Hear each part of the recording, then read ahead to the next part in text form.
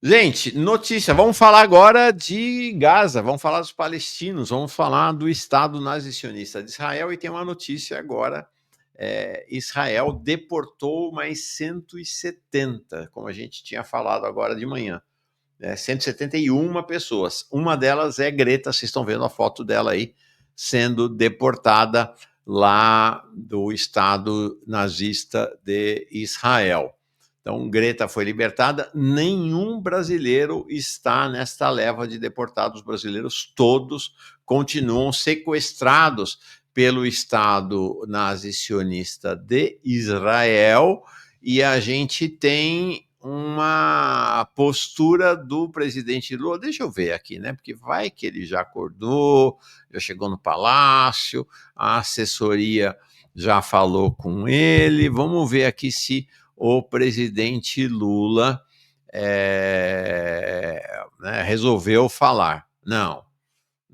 Ó, Betânia, aniversário da Constituição, atletismo paralímpico, tá? Mais Betânia, tá aí. É uma festa COP, vendendo que a COP vai ser maravilhosa, tá aí o presidente Lula. Os brasileiros continuam sequestrados e o presidente Lula continua ignorando a situação deles. Pedro Lima Vasconcelos, nossa agenda agora é Palestina. Bom dia, Pedro, como está você? Tudo bem?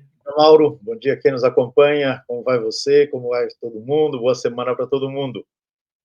É isso aí, boa semana para todos nós. O Pedro, bom, primeiro nós vamos falar do livro, você está lançando um livro crucial para pensar, nós já falamos sobre ele aqui lá atrás, hoje, agora o livro está efetivamente lançado, vamos falar sobre ele, mas antes de falar sobre o livro, quero uma avaliação tua do que rolou este fim de semana, né? A possibilidade de um acordo de paz, mas Israel continua bombardeando, o sequestro dos ativistas da flotilha, mobilizar milhões de pessoas se mobilizaram no mundo inteiro esse fim de semana. Como é que você vê neste momento o cenário da situação da questão palestina? Bem, Mauro, nós nos encontramos na véspera de se completarem 2 anos, não é? Do grande. Eu ia falar disso depois, o 7 de outubro, isso. Por sinal, Exatamente. vocês veem ali atrás do Pedro, do lado esquerdo dele, o símbolo do Hamas, né? Exatamente, a faixa esta verde aí do meu lado. Uhum. Então, são 2 anos, não é, desta manifestação potente da resistência palestina, não é, diante da qual todo mundo se escandaliza, nossa, mas que horror. É bom que a gente saiba que boa parte das mortes que aconteceram nesse 7 de outubro foi produzida pelo próprio exército de Israel, com o propósito de ampliar o tamanho do morticínio, da monstruosidade e justificar a nova fase desse processo de extermínio da população de Gaza, que não vem de 2023. A gente pode voltar a isso mais à frente aí na nossa conversa. Mas, Mauro, eu queria colocar por debaixo da nossa avaliação da conjuntura uma frase atribuída ao grande Eduardo Galeano, o escritor, entre outras coisas, de um livro que na nossa juventude era leitura obrigatória, né? As Veias Abertas da América Latina. É atribuída a Eduardo Galeano a seguinte pergunta: quem deu a Israel o direito de negar todos os direitos? E eu queria colocar como resposta a esta pergunta de Galeano, ele sabe muito bem a resposta, mas esta pergunta potente também que Galeano faz, eu queria colocar como resposta uma frase que eu também vi atribuída agora a um dos ministros mais eloquentes do gabinete Netanyahu, eloquentes no sentido de exigir o extermínio completo da população de Gaza ou, no mínimo, a sua expulsão. A resposta do Bezalel Smotrich a esta pergunta do Galeano é a seguinte: o direito internacional e as formas do direito em geral não se aplicam a Israel. Esta é a diferença entre o povo eleito e os outros povos. Mais ou menos isso, mas o teor da frase de Smotrich é este: Israel é um povo ímpar e ele pode, portanto, fazer o que lhe cabe, o que lhe está no horizonte, o que lhe está na perspectiva, porque, no fim das contas, ele é o povo escolhido, ele é o povo eleito. Uhum. E se alguém pensar, mas isso é uma manifestação translocada de um fundamentalista religioso, eu sugeriria que a gente não tomasse isso como uma excepcionalidade. Nós temos espalhado pelo planeta este sentimento bastante difundido de que Israel é um povo à parte, que justamente por conta do Holocausto lá da Segunda Guerra Mundial, aí mesmo que ele recebeu o direito para fazer o que bem entender, né? Em vistas a uma reparação histórica, etc, etc, etc, etc. Isto posto, eu diria que há um jogo de cena que é muito difícil de ser lido, a meu ver. Porque dizer que Trump está propondo um plano de paz é piada, né? Uhum. É piada. A segunda Mas coisa. que foi levado a sério pelo governo brasileiro, né? Mauro Vieira elogiou entusiasmadamente o plano, né? Entusiasmadamente se colocou, vamos aplaudir vivamente, isto é tudo que o Brasil sempre quis, né? Enfim, este fulano em particular, esse chanceler, não perde a chance, né, de fazer afirmações, né, no mínimo questionáveis e absolutamente, né, superficiais em relação à complexidade do que está em jogo, né? Então, pensar que o Trump está propondo um plano de paz é piada, de um lado. Segundo, este plano ele foi discutido, ao que parece, com muitas forças, inclusive o governo de Israel, embora haja algumas rusgas aí, ao que parece, né, entre Trump e Netanyahu. Mas, mais uma vez, como acontece há mais de 100 anos, o principal interessado não foi consultado. É o povo palestino. Pelo contrário, as lideranças da resistência palestina são mortas. São atacadas em qualquer canto do mundo e são mortas. Eu estou me referindo aqui ao fato de que as lideranças do Hamas reunidas no Catar foram alvejadas pelas forças destruidoras do governo de Israel e ficou por isso mesmo, né? Uhum. Então, eu tenho a impressão de que há, de um lado, um jogo de cena de difícil interpretação, de outro lado, há um novo momento de uma crise interna, de uma tensão interna no gabinete Netanyahu, porque justamente figuras como o Smotrich, o Ben-Gvir, que é o ministro da Defesa, né? Eles são hostis a qualquer tipo de concessão, mesmo que mínima, né? Então, eles querem a limpeza completa, o arrasamento completo, né, de Gaza, e eles dizem isso explicitamente. É a oportunidade que temos, é a oportunidade que temos, é a oportunidade que temos. Então, e os partidos representados por figuras como esta são decisivos para a manutenção do gabinete Netanyahu. Uhum.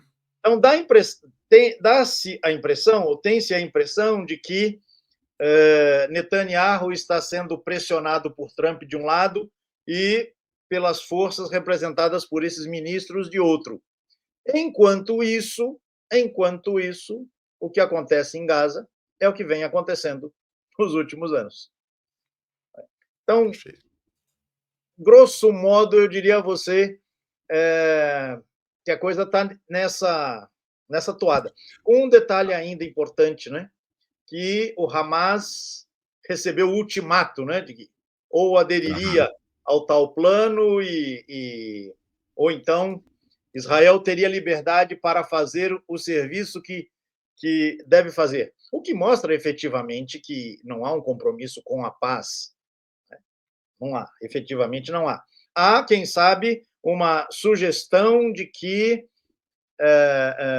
Israel ceda um pouco, porque o nome de Israel no mundo está absolutamente enxovalhado.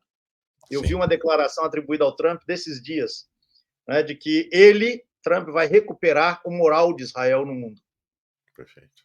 Então, e o Hamas Pedro, diz: eu aceito, só para completar isso, Mauro, eu aceito o plano, mas. E aí são colocadas algumas condições, e esse mas é colocar ali o pé na porta, né? Então, estamos na situação do impasse, vamos ver. Enquanto isso, a destruição, o arrasamento em Gaza continua. eu queria seu olhar agora, Pedro, como você iniciou falando disso, amanhã, 7 de outubro, 2 anos, né, desde a ação do Hamas. 2 anos, né? É isso, né? 2 anos. 2 anos. Pergunta para você. Bom, toda vez que o presidente Lula fala sobre a Palestina e aqueles discursos lacrimoniosos, emocionados, emocionantes, ele faz questão de atacar o Hamas, de dizer que o 7 de outubro foi um ato terrorista e que merece uma condenação quase não, tão grande quanto o genocídio. Ok. Minha pergunta para você é: o que foi o 7 de outubro, na sua leitura? E o que é o Hamas? Qual o seu olhar para o Hamas? Então, Mauro, primeiro que a palavra terrorismo, ela é muito mais uma peça retórica. Terrorista é sempre o outro, né? É aquele com o qual eu não me identifico. Nenhum grupo vai dizer eu sou terrorista ou eu sou aliado a um grupo terrorista. Não, terrorista é sempre o outro. É um elemento a desqualificar o outro. Nesta perspectiva, é interessante reconhecer, notar que mesmo a ONU, que é comprometida até o último fio de cabelo com a impostura que foi o estabelecimento do Estado de Israel na Palestina em 48, e desde lá ela faz vistas grossas a tudo que Israel pratica no território, seja contra a população palestina, seja contra as populações vizinhas. Se costuma dizer que Israel só obedeceu a uma determinação da ONU, que foi aquela que decidiu pela criação do Estado.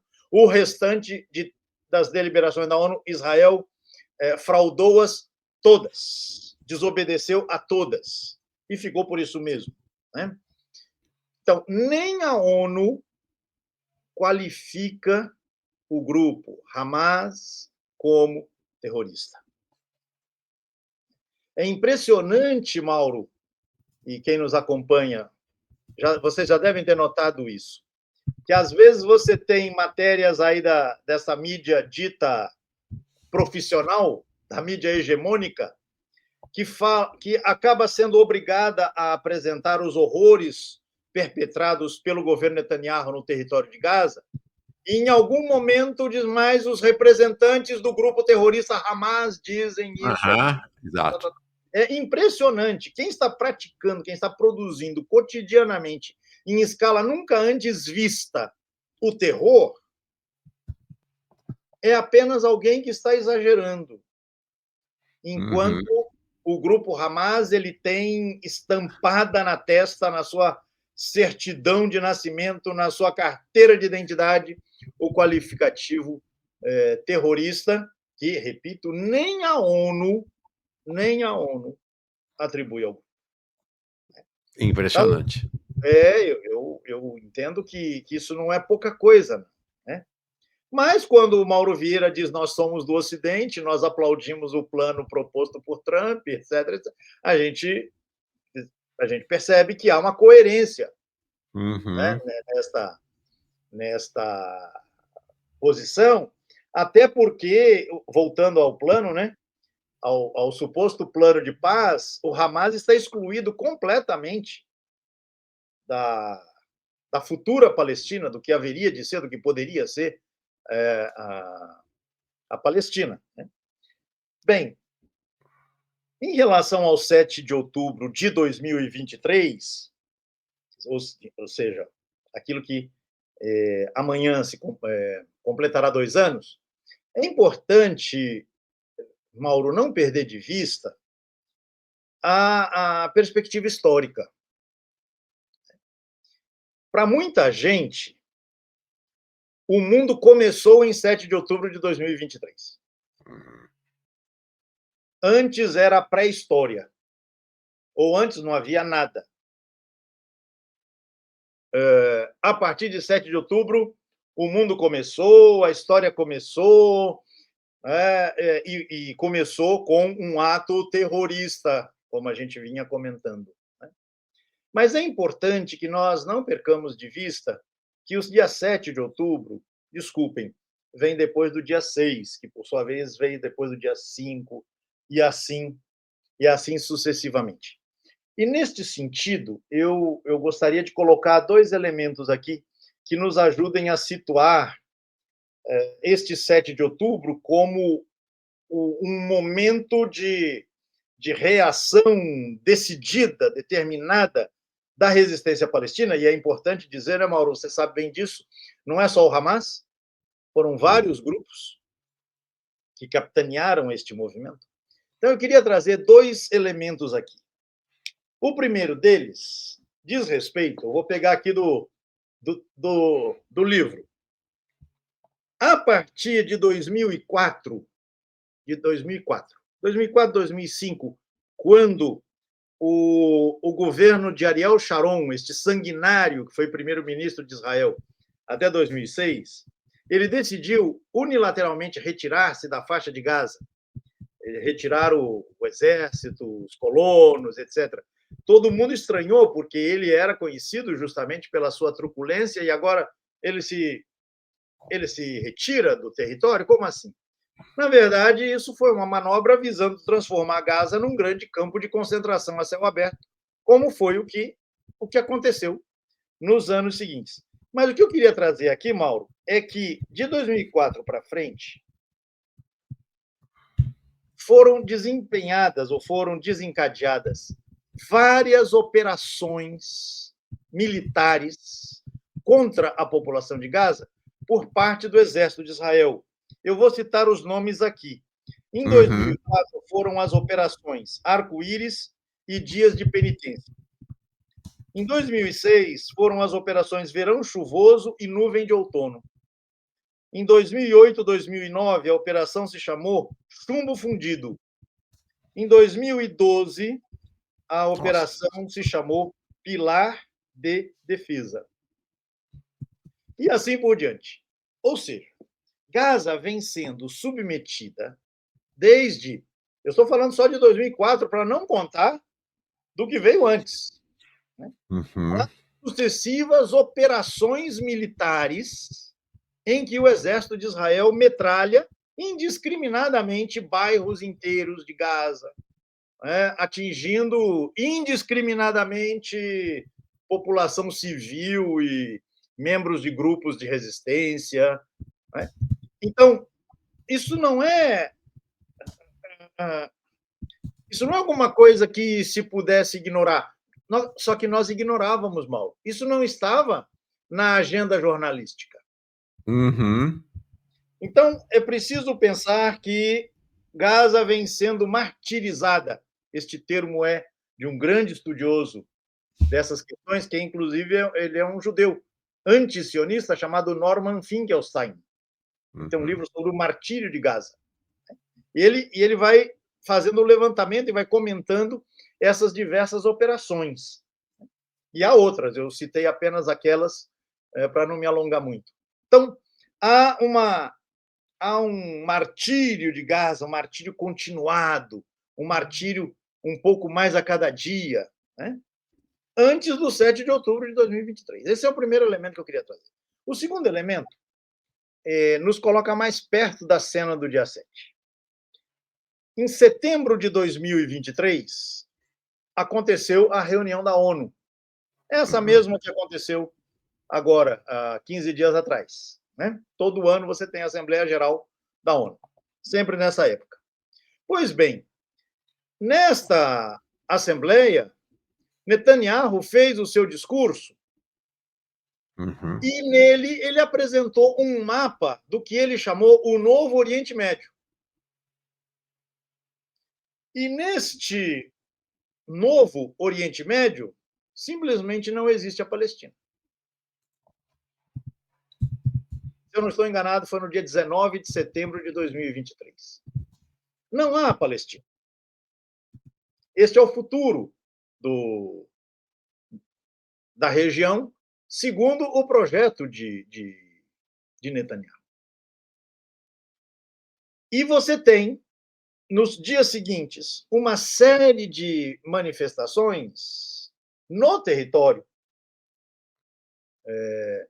de cerceamento da população palestina, por exemplo, no acesso aos lugares que ela, a população palestina, toma como sagrados, os lugares muçulmanos da cidade de Al-Quds, ou seja, Jerusalém. Então, o 7 de outubro, repito, vem antes do 6, do 5, do 4, aí está o mapa. O Novo Oriente Médio. Ali está Israel. À direita está a Jordânia, à esquerda está o Egito e assim por diante. Não há Palestina ali. Isso está em absoluta coerência com o que Netanyahu tem dito nos últimos dias. Não haverá um Estado palestino. Então, a luta dos grupos sionistas ao longo das gerações, desde o século passado para cá, é uma luta pela inviabilização de uma identidade política palestina no território e, por consequência, da eliminação da presença palestina no território. Foi contra isso que a resistência palestina reagiu e fez a sua manifestação no dia 7 de outubro de 2023.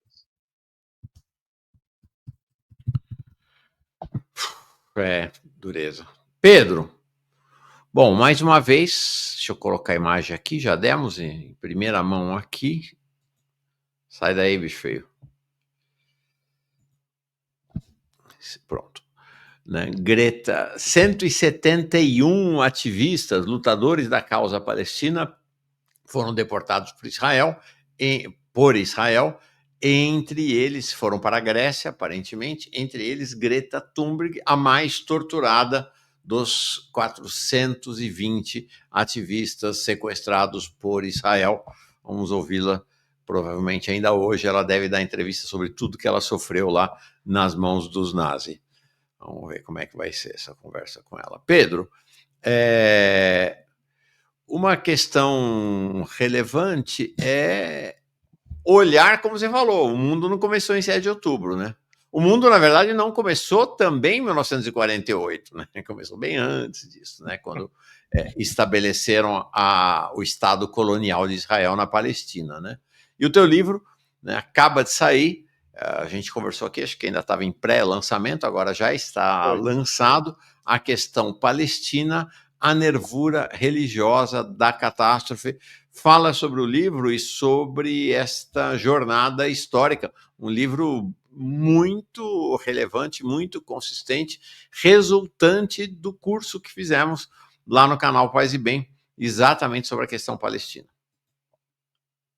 Então, Mauro, efetivamente, o mundo não começou em 7 de outubro de 2023, o mundo não começou em 1948, o mundo não começou em 1917, quando o governo britânico assumiu, junto à comunidade judaica, ao segmento sionista desta comunidade judaica, seja da Inglaterra em particular, mas na Europa de modo geral, o compromisso de estabelecer na Palestina um lar nacional para o povo judeu. O mundo tem uma história longa. E no caso da Palestina, Mauro, essa história de longa duração, ela precisa ser pensada, ela precisa ser problematizada. E isto por quê? Porque, veja, quando o Smotrich diz que Israel está liberado de ter de se submeter às normas do direito, porque, diferentemente dos demais povos, ele é o povo escolhido, ora, de onde vem essa certeza, né, insofismável, dogmática, indiscutível, etc., etc.? Vem de uma longuíssima tradição, não é, que tem em textos escritos há 2.500 anos atrás a sua formalização, o seu registro. Essa ideia de que existe um povo escolhido, isso está colocado em textos, repito, que tem 2.500 anos, pelo menos. Né? Isto significa dizer, Mauro, que no caso da Palestina, né, há toda uma disputa sobre o passado. Porque, em nome desta eleição à qual recorre o Smotrich, dizem estes textos, que são os textos das escrituras judaicas e que estão presentes na Bíblia cristã, que um general como Josué comandou as tropas dos filhos de Israel, assim os textos dizem, para a conquista de Canaã, leia-se Palestina, com o extermínio de toda a população habitante no território. E qual era a legitimidade desta eliminação em massa, desta eliminação completa? O caráter de eleito que este povo arroga para si. Eu não estou discutindo aqui, isso a gente procura discutir no livro, eu não estou discutindo aqui o teor da interpretação do texto, o que o texto pretenderá ter sugerido, indicado. Eu quero insistir na interpretação de longa duração que este tema das escrituras veio tendo, né, até chegar aos dias de hoje.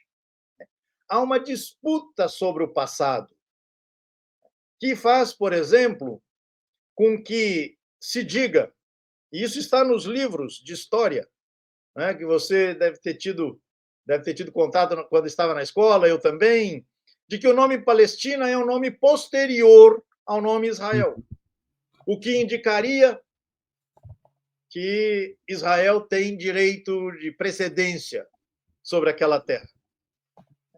Isso é uma mentira deslavada. A gente tem documentos egípcios, assírios, babilônicos, escritos de autores como Heródoto e Aristóteles, entre os gregos, que falam da Palestina e mostram que este conceito Palestina, este nome Palestina, é tão ou mais antigo do que o nome de Israel. E Israel, nos tempos passados, nunca designou a totalidade do território palestino. Uhum. Então, o que a gente procura mostrar no livro é que existe esta longuíssima história que é preciso considerar, porque nas disputas que estão em jogo hoje, referências do passado são invocadas, são recuperadas para justificar, especialmente por parte do sionismo, as suas pretensões de supremacia, de hegemonia, de controle absoluto e de poder fazer com aquilo que lhe soa hostilidade, fazer o que bem entender. Afinal de contas, Israel não tem que se submeter a direito nenhum, né? Então, a gente procura mostrar no livro que isto que estamos presenciando hoje tem uma longa história. E esta longa história, ela é perpassada, ela é atravessada de referências de ordem religiosa, que é fundamental que a gente também não perca de vista. Afinal de contas, não foi por acaso que o evento de 7 de outubro, que completa 2 anos amanhã, recebeu como nome Dilúvio de Al-Aqsa. Al-Aqsa é o nome árabe para designar a região central da cidade de Al-Quds, Jerusalém, onde se encontra o Domo da Rocha e justamente a mesquita de Al-Aqsa, um lugar sacratíssimo para a religião muçulmana. E há disputas indiscutíveis sobre estas sacralidades. Se eu posso pegar ainda um outro exemplo, Mauro, para justificar essa importância de se olhar para um passado mais remoto, você se lembra, quem nos acompanha, acredito que também vai se lembrar, que no ano passado o saudosíssimo Papa Francisco ordenou que, na montagem do presépio lá no Vaticano para as celebrações do Natal, a manjedoura, que deveria receber ali a imagem do menino Jesus nascido, fosse revestida de um kufié, ou seja, de um lenço palestino que tem ali essa expressão visual desta faixa que está aqui deste lado, aqui. Opa, aqui. O kufié, o lenço palestino. E o mundo veio abaixo. O mundo veio abaixo porque, afinal de contas, como é que Jesus pode ser palestino se ele é judeu? Vejam, nós estamos falando de uma realidade de 2.000 anos atrás. E o mundo veio abaixo por conta de uma projeção de algo produzido pelo sionismo ao longo do século passado, que foi a polarização entre judeu e palestino. Ou você é judeu, ou você é palestino. Não pode ser as duas coisas ao mesmo tempo. Ora, Mauro, antes de chegarem os grupos sionistas ao território palestino, no final do século XIX, havia muitos judeus que viviam na Palestina. Gerações e gerações de judeus viviam na Palestina. Esses judeus eram palestinos, judeus palestinos. E há 2.000 anos atrás não era diferente. Jesus era um judeu palestino. Mas existe esta disputa para o passado, existe esta projeção para o passado de uma polarização que é recente, que é criada em função dos interesses sionistas, né? E, nesse sentido, se fazem leituras problemáticas de várias situações do passado, que no livro eu procuro revisitar. A gente fez isso juntos, né, ao longo do ano passado, no curso lá no Paz e Bem. Agora, no livro, eu procuro desenvolver mais essa recuperação. Legal. Está aqui o livro. Eu mandei para você o link para as pessoas. Eu peguei aqui já. Perfeito. Caso elas tenham interesse. Quem quiser comprar o livro, está aqui o link para comprar direto no site da editora, Cotter Editorial. Gente, está aí, acho que isso é crucial, né? O tema da Palestina hoje é o tema central, na luta central da história da humanidade, é onde o perfil da humanidade está se definindo para o século XXI. Obrigado, Pedro. Muito bom sucesso com o livro. Muitas vendas, muitas conversas e continue a ser um propagandista da história da Palestina. Obrigado, viu? Eu que agradeço, Mauro. Bom dia para você, um grande abraço, saudações a todo mundo que nos acompanhou até agora. Bom dia, boa semana. Boa semana para nós. Valeu. Grande Pedro. E, num dia, né, na véspera do 7 de outubro, não podia ser mais adequada essa conversa com o Pedro, né? No dia em que 170 sequestradas e sequestrados pelo Estado nazi-sionista de Israel foram deportados, entre eles aquela que foi mais torturada, né, alvo do maior ódio nazi-sionista, Greta Thunberg, chegando aqui, eu não sei se ela está saindo de Israel ou chegando na Grécia. tá? Com certeza amanhã vamos trazer a entrevista dela com as suas informações.